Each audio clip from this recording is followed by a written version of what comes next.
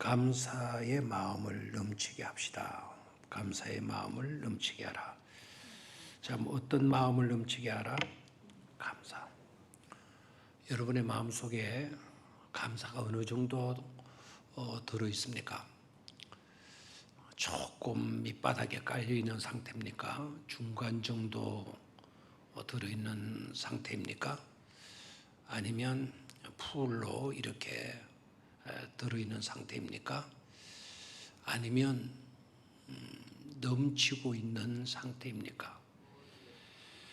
자, 오늘 본문 말씀은 밑바닥에 깔려 있어도 안 되고 중간에 가득 차 있어 중간 정도 차 있어도 안 되고 그리고 맨 위까지 차 있어도 안 되고 그 정도까지 만족하는 게 아닙니다. 그 정도만 돼도 대단하겠지만 그 정도까지만 돼도 만족하겠지만 그 정도에 멈춰서는 안 된다. 뭐라 그랬죠? 넘치게 하라. 오버플로우 하라. 위로 넘치게 하라. 다시 말하면 우리의 마음에 감사로 가득 채워진 상태만 가지고 안 된다는 겁니다. 내 입에서 내 삶을 통해서 뭐가 넘쳐나야 된다? 감사가 넘쳐서 남들에게도 여러 장소에게도 그 감사가 흘러 넘치도록 해야 된다라는 말씀입니다. 하고 보면 우리가 여러 가지로 많이 부족하지만 어떻게 어떤 일에 부족하고 있다는 것을 알 수가 있습니까? 감사에 부족하고 있는 것을 알 수가 있죠. 그렇죠? 뭐에 부족하고 있죠? 여러 가지로 부족한 게 한두 가지가 아닙니다. 그 중에 하나를 짚으라고 하면 감사에 너무나 부족하고 있다. 부족한 정도가 아니고 너무나도 미달되고 있다. 조금 정도 부족이 아니고 미달되고 있다. 중간 정도도 안 되고 있다. 하는 거죠. 그래서 이번 추수가 있고 추석을 기점으로 해서 뭐가 넘치도록 하자. 감사가 넘치도록 하자. 밑바닥 있는 사람은 중간 정도 채우고 중간 정도 있는 분들은 꼭대기까지 채우고 꼭대기 있는 분들은 이제 성경 말씀대로 넘치도록 이렇게 하자는 겁니다. 루터는 이런 이야기를 해요. 믿음이라고 하는 것은 뭐냐? 감사의 뿌리이다. 감사하는 자의 뿌리가 바로 믿음이다. 그랬어요. 다시 말하면 감사는 어디에서 자라느냐? 뿌리가 있어야 모든 식물들이 자라가잖아요. 그 뿌리가 있어야 모든 식물들이 자라간다고 하면 그 뿌리가 바로 뭐냐? 믿음이라는 거죠. 그래서 믿음은 감사의 뭐다? 뿌리이다. 다 같이 시작. 믿음은 감사하는 자의 뿌리다. 믿음 있을 때라야만이 우리는 말 수 있다.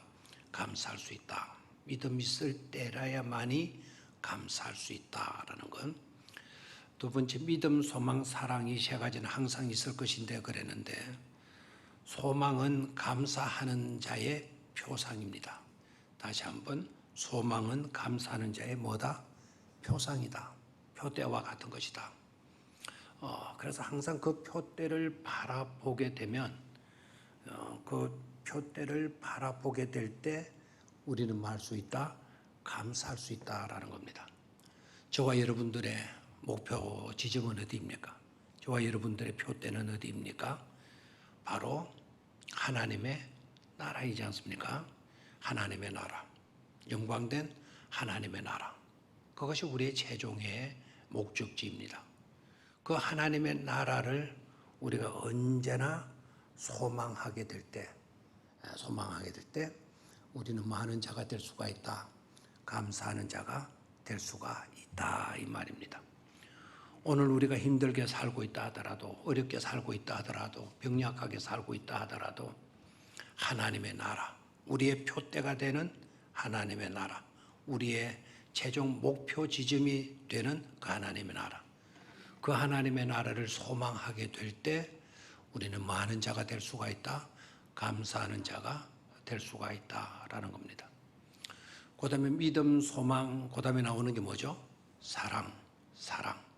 사랑이라는 것은 뭐냐?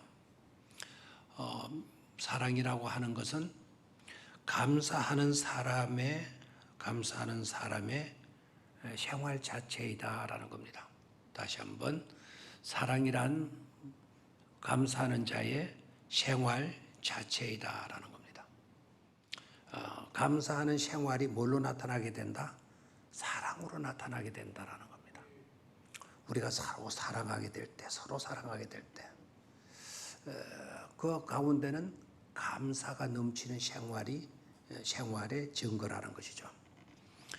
미워하면서 여러분 감사하는 생활이 가능하겠습니까? 시기 질투하면서 감사하는 생활이 가능하겠습니까? 늘 욕구 불만에 사로잡힌 상태에서 감사 생활이 가능할 수가 있겠습니까?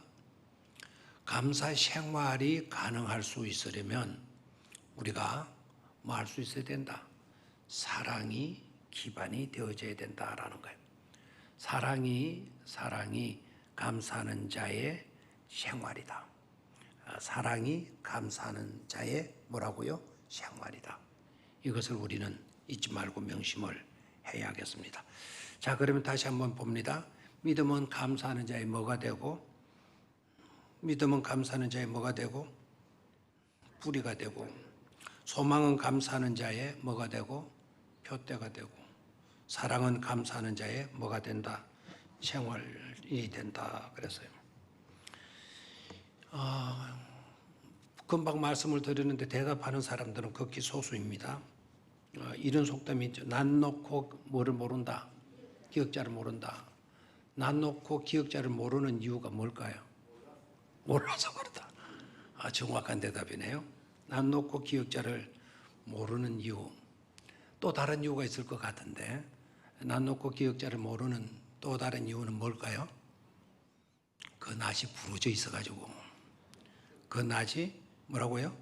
부러져 있기 때문에 우리 낫 놓고 기억자를 모를 수도 있어요. 모르기 때문에 모른다? 맞는 사실입니다. 근데 낫을 놓고도 이게 기억자인 줄 모른다는 것은 그 모름을 너무 주장해서는 안 될 거예요. 강조해서는 안 될 거예요. 낫이 부러져 있으면 기억자인 줄은 알 수가 없고 무슨 자가 될까요? 으자가 되거나 이자가 되거나 그렇겠죠. 으자가 되거나 이자가 되는 거죠. 여러분 의사선생님과 엿장수의 공통점이 뭔 줄 아시죠? 의사선생님과 엿장수의 공통점 뭡니까? 뭐라고요? 큰 소리로 말해요.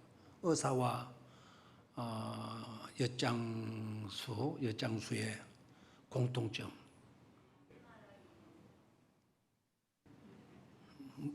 알아듣기 분명하게. 하나님의 뭐요? 의사와 엿장수의 공통점은 병든 자를 좋아한다는 겁니다. 병을 든 자를 좋아한다.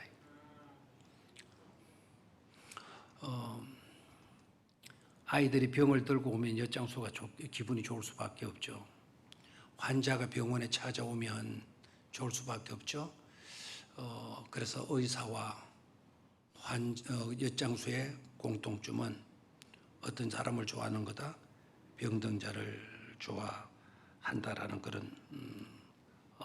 그런 재미나는 유머가 있어요.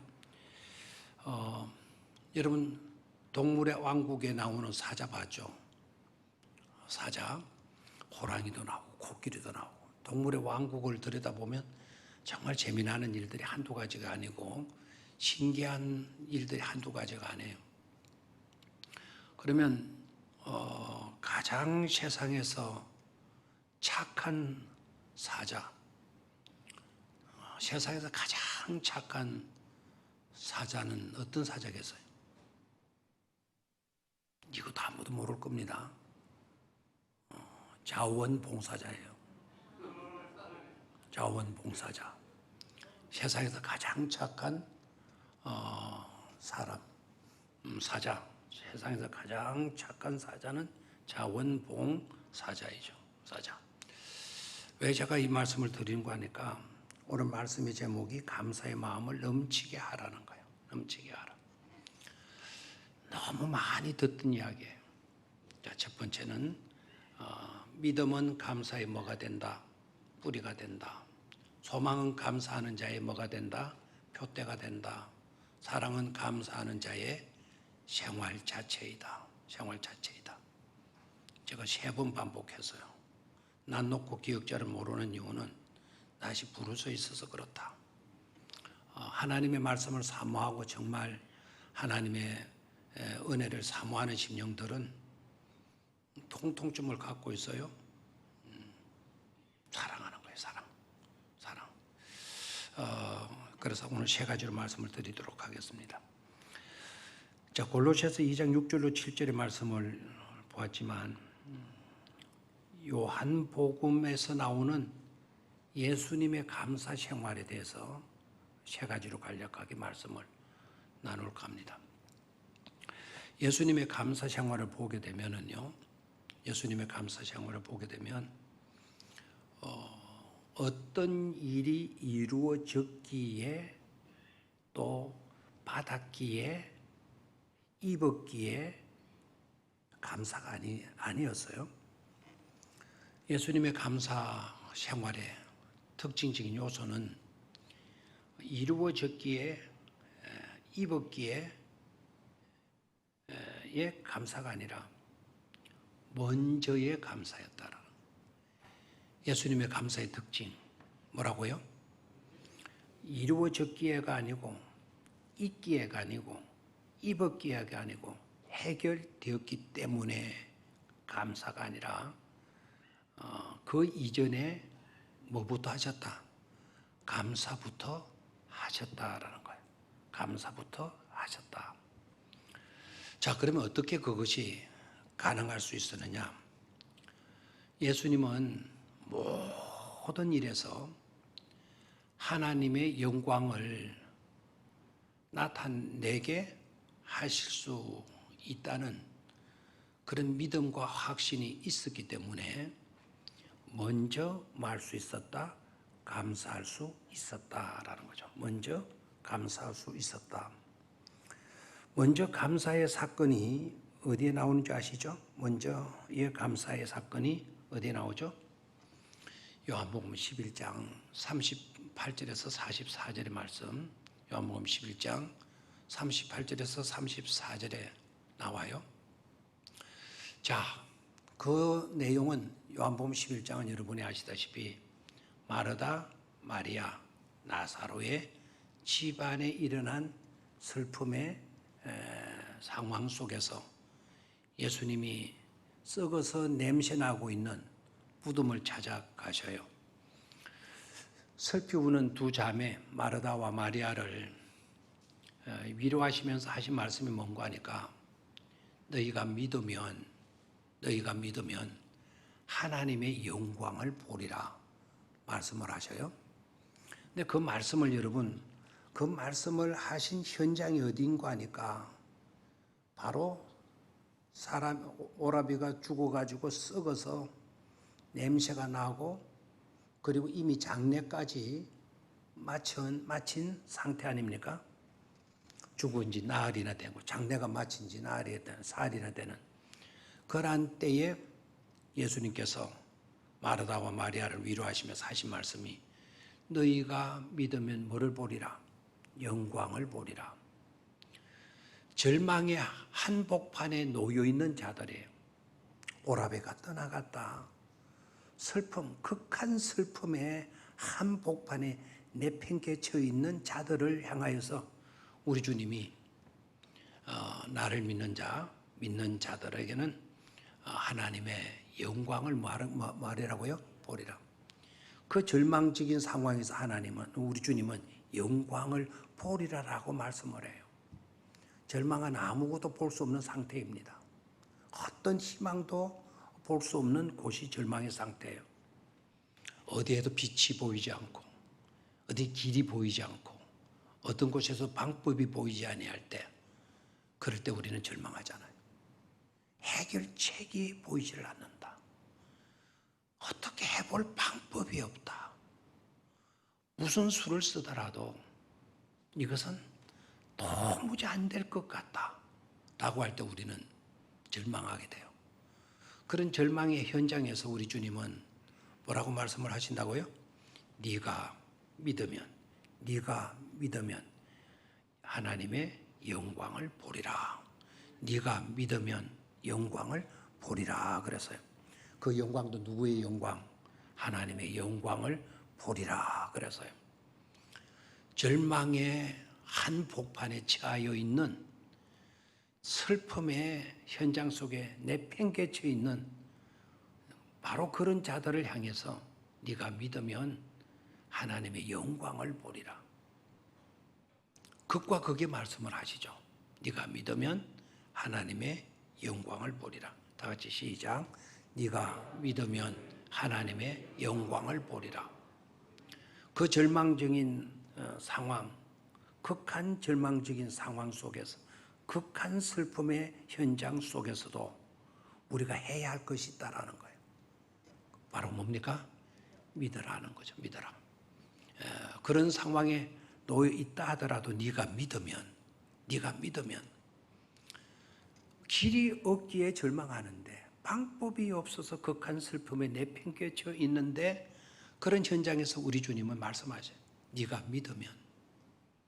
그런 상황에 놓여 있다 하더라도 우리가 품어야 되고 우리가 가져야 되는 것은 뭐라고요? 믿음이다라는 거예요. 믿음이다라는 거예요.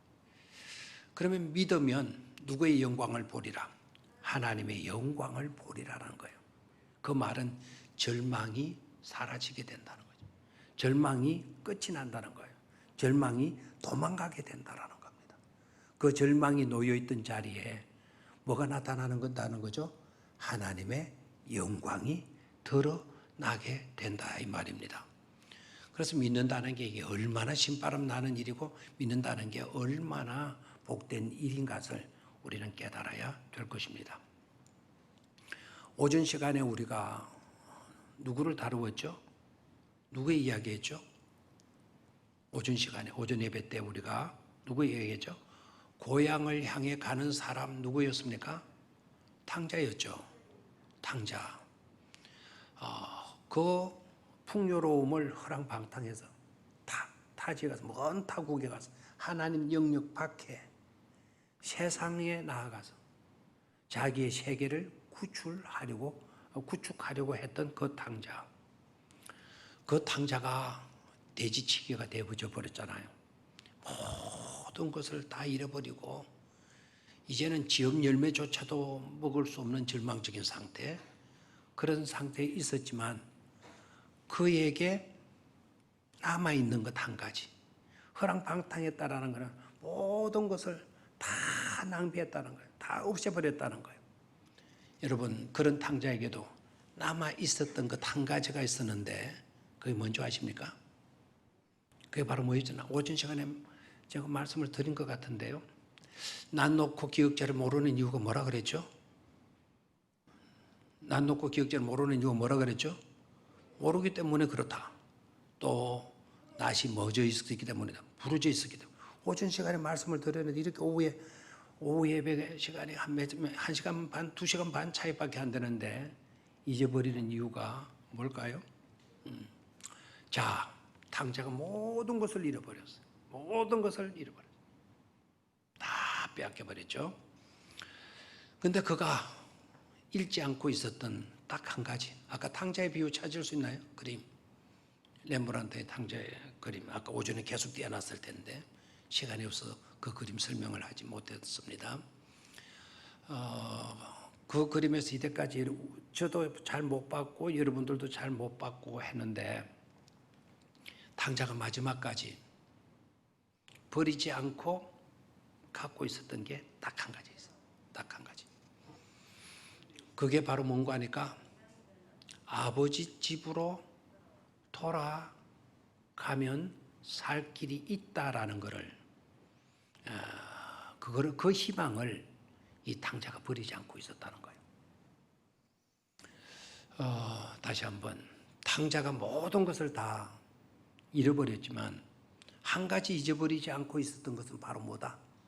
그래도 아버지 집을 잊지 않고 있었다라는 거예요. 잊지 않고 있었다. 고난당하고 난 뒤였지만 아버지 집에는, 그러면 뭐를 생각하는 거죠? 아버지 집을 생각하는 거예요.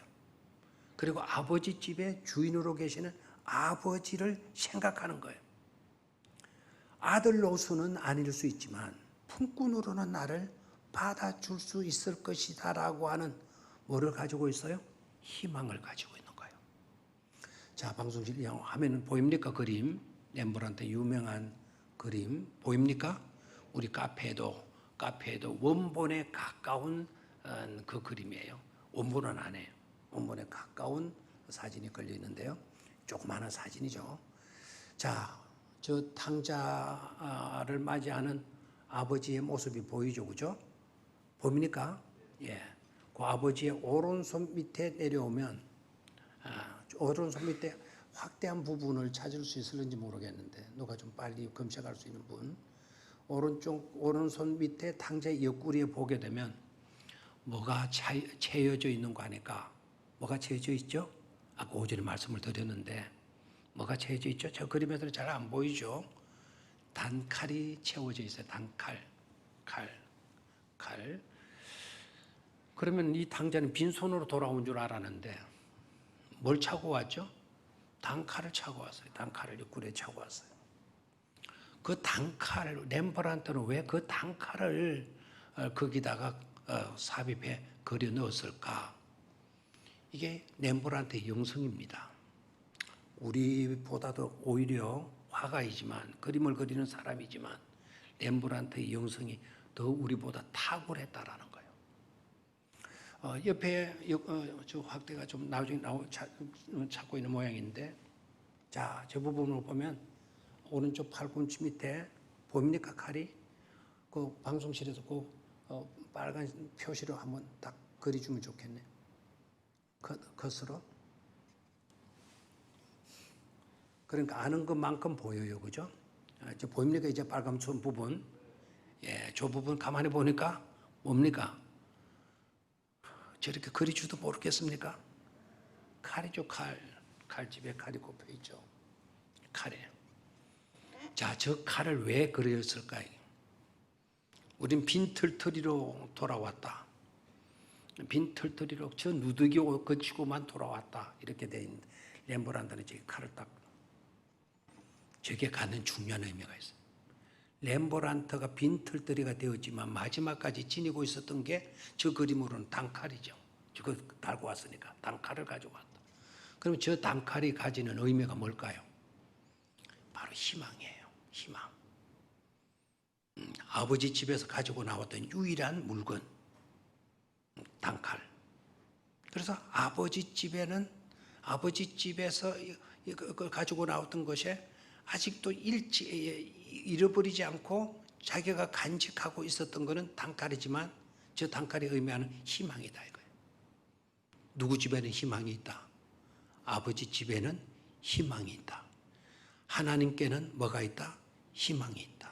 아버지께는 뭐가 있다? 희망이 있다라는 거예요. 또 어떤 분들은 저 단칼은 칼은 먼저 사람을 살상하는 용도로 이렇게 쓰는 것이잖아요. 저 단칼을 차고 온 이유는, 렘브란트가 그려놓은 이유는 아버지마저도, 만약에 그럴 리는 없겠지만 아버지마저도 나를 받아들이지 않는다고 한다면 내 인생은 살 가치가 없다. 아버지만이 유일한 희망이었는데, 유일한 희망이었던 아버지마저도 자신을 받아들이지 않고 있다면 저 칼로 나는 내 삶을 포기하게 말이야. 자기의 생명을 끊어버리겠다라고 하는 결단성을 의미하는 그런 의미로 렘브란트가 저 칼을 집어넣었다라는 거예요. 화가의 영성이죠, 그죠? 자, 아무튼 우리는 어떠한 상황에 놓이든지 간에,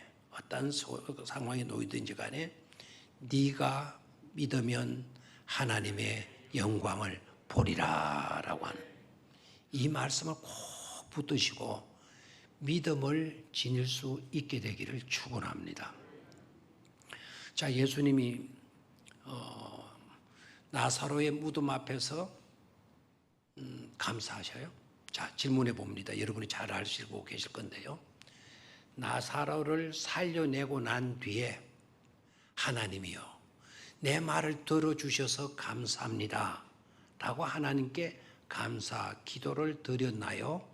아니면 아직도 나사로는 무덤 속에 아주 지독한 썩는 냄새를 풍기고 있는 무덤 속에 나사로, 시신의 나사로로 있는 상태에서 예수님이 감사하셨나요? 어떤 상황에서 예수님이 감사하셨나요? 아직도 무덤에 나사로가 썩은 시신의 상태로 아직도 지독한 냄새를, 썩는 냄새를 풍기고 있는 그런 상태에 있는데도 불구하고 먼저 하나님께 뭘 드려요? 감사를 드려요. 그리고 감사를 드리면서 감사의 내용도 정말 아이러니합니다. 아버지여, 내 말을 들어주심에 감사합니다. 아직 하나님이 들어주시지도 않았는데 내 말을 들어주심에 감사를 드립니다. 이런 기도를 어떻게 드릴 수가 있어요? 그게 바로 믿음입니다. 내 말을 하나님은 반드시 뭐 해 주실 것이다, 들어주실 것이다 라고 하는 그런 믿음과 확신이 있었기 때문에 먼저 하나님께 뭐를 드릴 수가 있었다? 감사를 드릴 수가 있었다라는 겁니다. 우리의 믿음의 수준이 그런 믿음의 수준에 이르를 수 있게 되기를 축원합니다. 아직 문제가 그대로 남아있어요. 내 고통이 아직 그대로 남아있어요. 내 가슴 속에 암덩어리가 그대로 살아있어요. 그럼에도 불구하고 내 말을 들어주심에 하나님이여 감사합니다. 너희가 믿으면 하나님의 영광을 보리라. 그 믿음이 있을 때 우리는 하나님께서 영광을, 바로 우리의 약점 그 자리에 하나님의 영광을 드러내어 주실 줄 믿고 감사 드릴 수 있는 줄로 믿습니다. 하나님의 능력을 분명히 여러분이 믿는다면, 하나님의 능력을 분명히 확신하고 있다고 한다면 우리도 먼저 감사할 수 있게 될 줄로 믿습니다. 두 번째로 오병이어의 기적의 현장 속으로 가보도록 하겠어요. 오병이어의 기적. 오병이어의 기적은 특징적인 요소가 뭐라 그랬죠?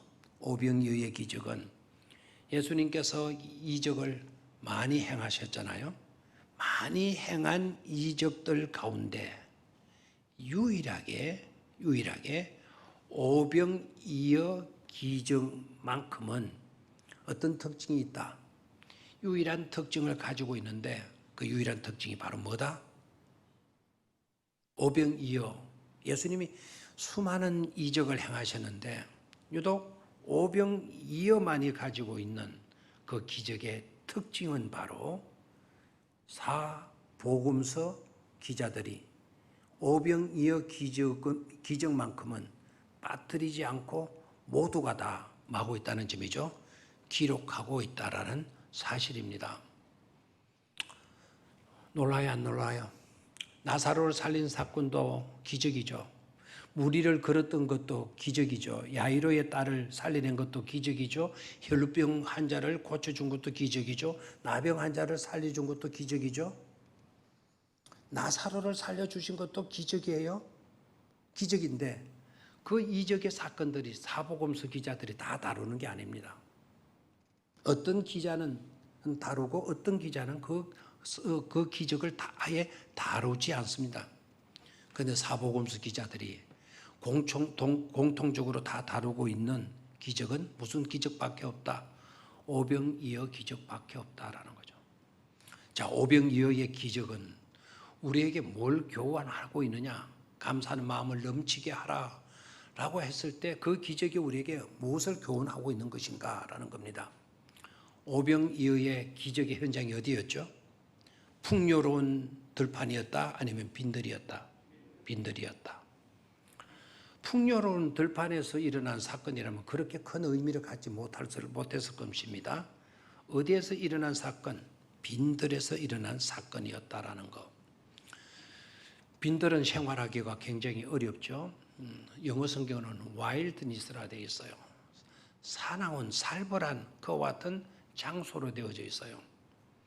그러니까 정말 살기가 어려운 먹을 것, 생활할 수단의 모든 여건들이 다 나쁜 그런 곳이 되는 것입니다. 그런데 그런 곳에 예수님이 집회를 연 거예요. 빈들에 집회를 연 거예요. 그 집회에 얼마나 참석했죠? 사람들이.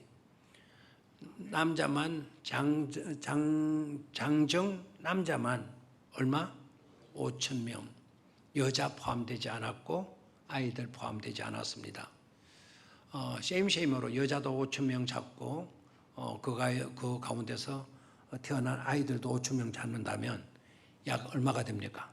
15,000명 정도 군중들이 모인 집회였어요. 자, 날이 저물어 갑니다.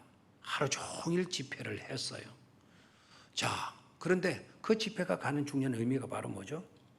그 집회가 열어졌으면 집회 나오기 위해서 사람들이 도시락을 미리 준비해 왔다면 그것도 별 그렇게 유명한 이적은 되지를 않았을 것입니다.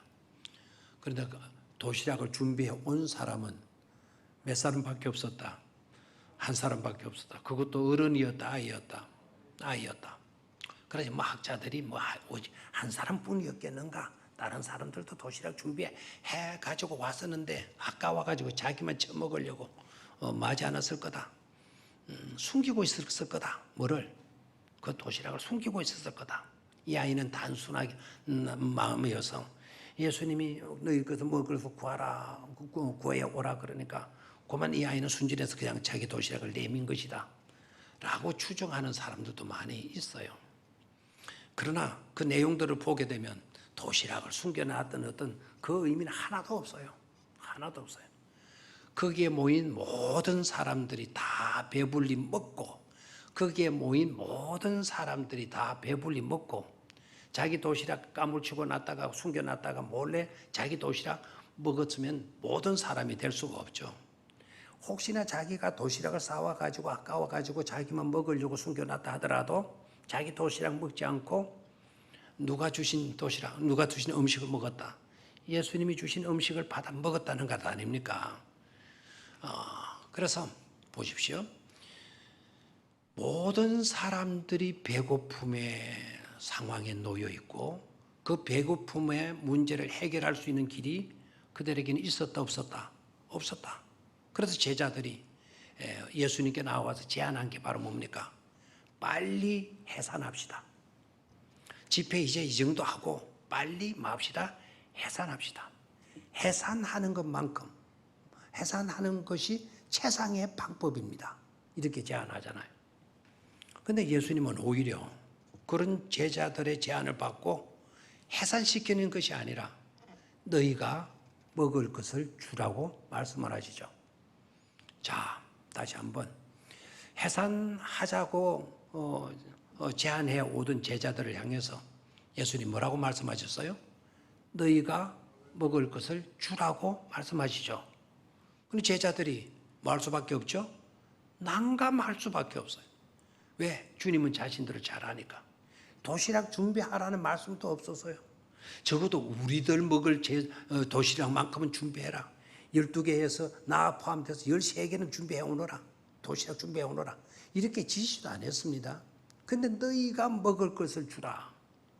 난감하잖아요. 이것도 절망적인 상황이고요. 무리한 제안이 아닐 수가 없습니다. 우리 주님, 우리에게 그런 말씀 하시면 안 되죠. 아마 여러분들에게 그렇게 말했다면 여러분들 아마 눈에 갈매기를 몇 개나 그렸을 겁니다. 여기에 이마에 갈매기를 몇 개나 그렸을 거예요. 그 갈매기가 바로 뭐죠? 몇 개나 된다면 그건 상사입니까? 몇 개는 인상을 찌푸리면서 무슨 그런 무리한 말씀을 하십니까? 아니 우리가 먹을 가졌다고 이 많은 사람들에게 먹을 것을 준단 말입니까? 막 난리했겠죠. 너희가 먹을 것을 주라. 근데 제자들은 해답이 없다고 이야기했어요. 근데 한 사람, 모두가 다 부정적인 반응을 일으켰지만 딱 한 사람, 그 한 제자가 딱 이렇게 말합니다. 여기에 한 아이의 도시락이 있습니다. 한 아이의 도시락이 있습니다. 그 도시락은 바로 내용이 뭐였죠? 너무나도 잘 알죠. 떡덩어리 몇 개? 물병이 5개? 떡덩어리 5개. 5병 이어니까 병이 몇 개 있었고 5개 있었고 어는 뭡니까? 고기였자죠. 물고기 2마리. 그 병이 5개 있고 물고기 2마리 있었다. 그 병은 뭡니까? 떡병자죠. 떡병자. 그래서 5병 했을 때 사람들은 사이다병인가? 맥주병인가? 뭐 이런 식으로 그렇게 생각하면 안 돼. 5병에 떡이 몇 개? 5개, 물고기 2마리. 이것 가지고 했어요. 그 많은 사람들 앞에 아무것도 아니죠. 자, 질문합니다. 그 아무것도 아닌 그 도시락을 우리 주님 가지고 오라 그랬고, 그리고 그 도시락을 가지고 많은 사람들에게 배불리 먹게 하시고 난 뒤에, 그래서 사람들이 행복을 느끼는 거예요. 배부르게 먹었다는 행복, 배고픔에서 배부름의 행복을 느끼고 있는 그 순간에 예수님이 그때 감사하셨습니까? 아니면 배고픔의 상태에 있을 때, 모두가 불만에 사로잡혀 있을 때, 배가 고파서 힘이 잃고 어깨가 처져 있는 그런 상태에 있을 때 감사 기도하셨습니까? 어떤 상태입니까? 그렇죠. 배고픔에 있을 때, 불만과 불평이 일어날 때, 바로 그럴 때 먼저 뭐 했다? 먼저 뭐부터 하셨다? 감사부터 하셨다 이겁니다. 먹고 난 뒤에 감사가 아니에요. 건강상도 19경이다. 먹고 난 뒤에 건강상 구경하는 것이 좋지. 뭐 배고픈데 건강상 구경 그건 뭐가 좋으냐. 먹고 난 뒤에 구경이라도 해야 그게 뭐 좋은 일이지. 우린 이렇게 말을 합니다. 그런데 우리 주님은 먹기 전에 먼저 하나님께 뭐 했다? 감사했다라는 거예요. 이유가 뭐죠? 하나님은 모든 굶주린 자를, 어려움에 처한 자를, 가난에 처한 자를 행복하게 만들어 주실 줄 믿었기에, 확신하고 계셨기에, 역시 이곳에서도 예수님은 뭐 하셨다? 감사부터 드리실 수가 있었다라는 겁니다. 그래서 감사의 뿌리는 아까 뭐라 그랬나요? 감사의 뿌리는 바로 믿음이다 그랬죠. 그렇죠? 감사하는 자의 표상은 뭐라 그랬나요? 감사하는 자의 표상은 바로 소망이라 그랬죠. 예수님은 그 어려움의 현장 속에, 부족함의 현장 속에, 굶주려 있는 그 현장 속에 그 문제만을 바라보지 않고 표상이 되시는 누구를 바라보고 계셨죠? 하나님을 바라보고 계셔서요. 그래서 성경은 이렇게 표현이 되죠. 그 떡을 취하시고 그 물고기를 취하 하늘을 우러러 감사하시고, 하늘을 우러러 감사하시고, 감사하는 자의 표상이 바로 하나님이에요. 표대가 하나님이에요. 그 표상인 하나님을 바라볼 수 있었기 때문에 예수님은 그 배고픔의 현장, 불만의 현장 속에서도 말 수 있었다, 감사할 수 있었다라는 것이죠. 그런 믿음을 소유할 수 있게 되기를 주의 이름으로 축원합니다. 마지막 세 번째는 성찬식의 현장 속에서 볼 수 있는데요. 자, 성찬식을 행하실 때 예수님이 잡히시기 전날 밤 이렇게 되어져 있어요. 그러면 예수님이 잡히시게 되면 여러분 어떻게 되죠? 끌려다니면서 재판을 받고, 재판의 결과는 뻔하잖아요. 예수님이 처형당하시는 거예요. 그러면 예수님은 십자가에 처절한 비참한 저주의 죽음을 죽으시는 거예요. 십자가에 달려서 나무에 달려 죽는 자마다 저주받은 자라고 성경은 기록되어져 있어요. 그래서 로마 사람들은 절대로 자기 민족 로마 사람은 어떤 죄를 지었든지 간에, 어떤 흉악범이라도 자기 민족은 절대로 십자가로 사형시키지 않습니다. 다 민족 흉악범들에게만 십자가형을 가합니다. 예수님은 유대인이시죠. 유대인은 또 어떤 문제를 갖고 있었느냐 하면, 유대인은 자기 마음대로 자기 백성이라도 사형을 시킬 권한이 유대인에게 없는 겁니다. 사람의 생명을 죽일 수 있는 권리는 그 당시에는 누가 가지고 있었어요? 로마 황제가 가지고 있는 거예요. 로마가 가지고 있는 거예요. 그래서 유대인들, 바리새인들과 서기관들이 예수님을 그렇게 배척하고 미워했지만 자기 손으로 예수님을 죽이지 못하니까 로마 법정에다가 고발을 한 거죠. 그래서 빌라도가 아무리 예수님을 봐도 사형을 시킬 만한 죄가 있어요, 없어요? 없어요.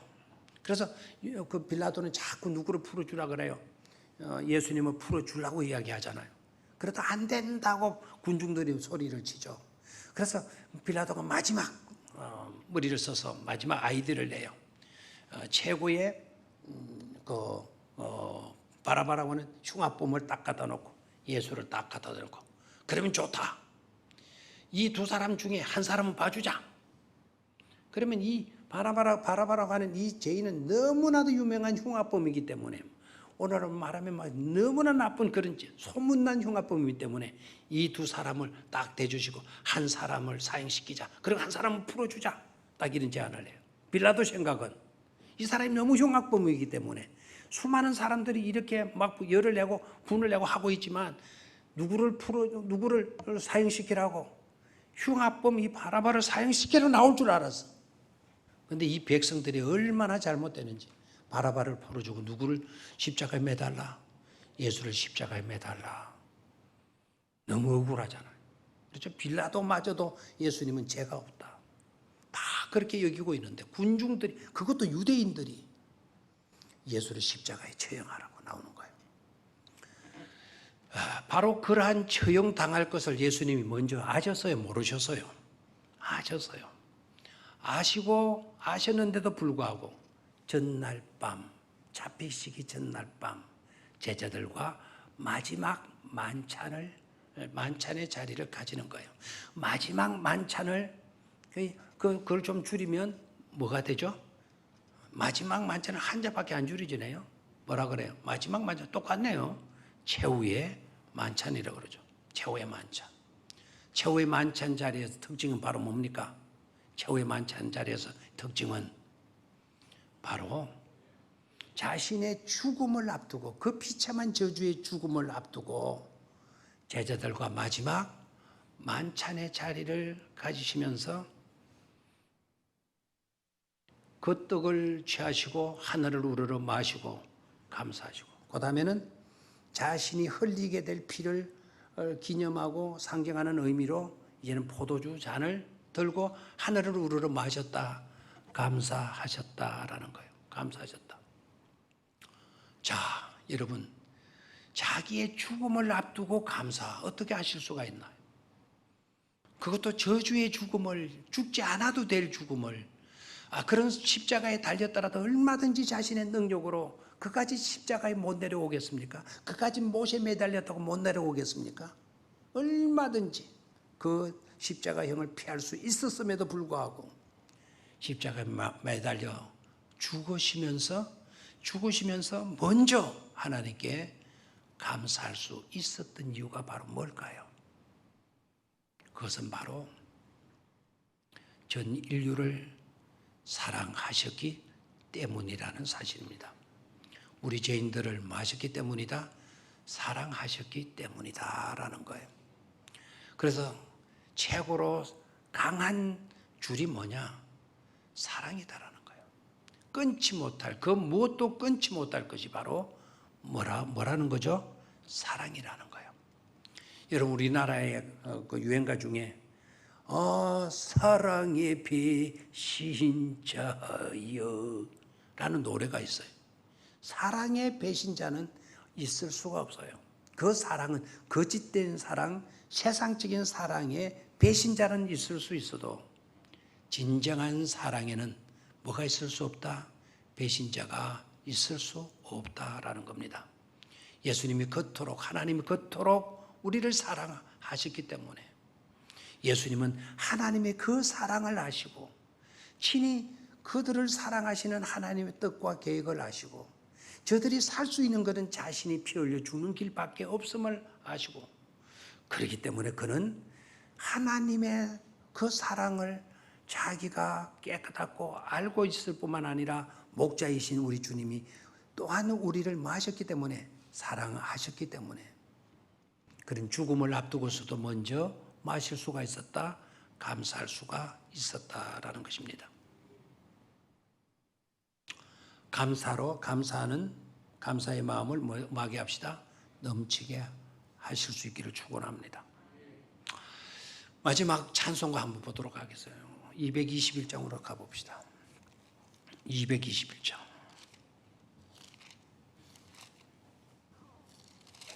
221장.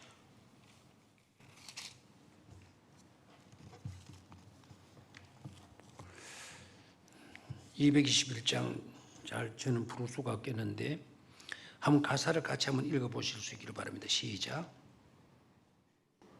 자, 큰 소리로 시작. 주 믿는 형제들 시작. 주 믿는 형제들 사랑의 사귐은 천국의 교제 같으니 참 좋은 친교라. 하나님 보좌 앞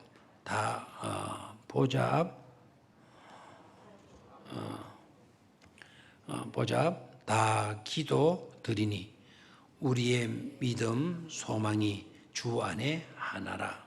3절 4절 시작.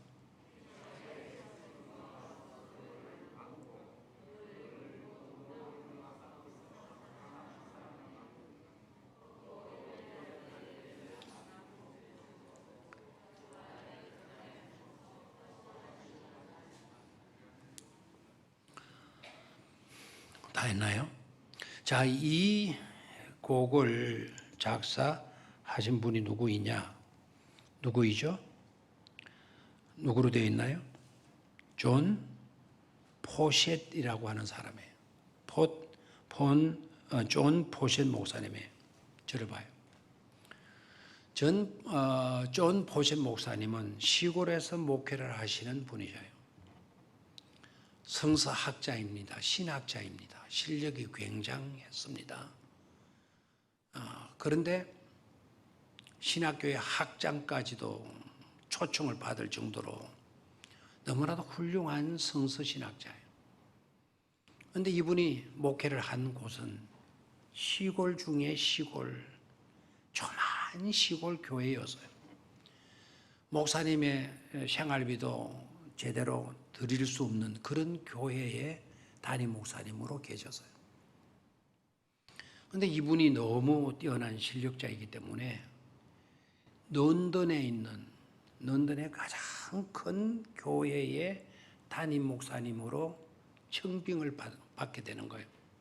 런던의 가운데서 가장 큰 교회 담임 목사님이 은퇴를 하시니, 짐이라고 하는 목사님이 은퇴를 하시게 되면서 자기 후임으로 이 포셋 목사님을 청빙하게 되는 거죠. 시골에 있는, 조그만 시골 교회에 있는 목사님을 그 큰 교회 담임 목사님으로 청빙을 한 거예요. 그러니까 이 포셋 목사님이 얼마나 마음이 들렸겠어요. 사모님과 아이들을 두고 회의를 한 거예요. 얘들아, 런던에서 가장 큰 교회에서 우리를 모시고 가려고 한다. 막 애들도 좋아하고, 시골에 있다가 뭐 런던 시내 뭐 한복판에 가게 되면 얼마나 좋아했겠어요. 사모님도 좋아하고. 그래서 교회에 강구를 하고 이사를 가게 되는 거예요. 이사를 가게 되어서 이제 마차에 짐을 싣고, 뭐 조그마한 짐이지만 마차에 짐을 싣고 떠나려고 하는데, 그 시골교회 모든 교인들이 나와가지고 울면서 하는 말, 목사님 고마웠어요. 목사님 우리를 사랑해 주셔서 감사해요. 목사님 우리를 대해 주셔서 감사해요. 우리는 목사님의 사랑 잊지를 못할 거예요. 언제라도 우리는 잊지 못할 거예요. 그리고 우리 목사님을 위해서 기도할 거예요. 막 울면서 그냥 이제 송별을 나누는 거예요. 오랜 시간에 걸쳐 송별을 나누고, 마차를 몰고 언덕바지를 탁 넘어가는데 시골의 언덕바지를 넘어가지고 나가는데 목사님이 마차를 멈추는 거예요. 마차를 멈추고 자기 부인 사모님을 부르고 애들 둘이를 불러서 애들아, 내가 너희들의 생각과 뜻을 묻고 싶구나. 너희들 런던 가고 싶니? 런던 가고 싶니? 그 말은 저렇게 사랑한 눈물로 성별을 하는 차마 붙들지를 못하고 작별하게 되는 저 교인들을 두고 런던을 우리가 어떻게 갈 수 있겠니? 이제 그런 마음이 들었던지 아이들에게 사모님에게 물었던 거예요. 근데 하나같이 아빠, 런던에 간들, 큰 교회 간들, 아빠 이만큼 행복할 수 있겠어? 이만큼 행복할 수 있겠어? 런던에 가면 좋은 대우도 받고 좋은 조건도 많이 받을 수 있겠죠? 그러나 이만큼 행복할 수 있겠어?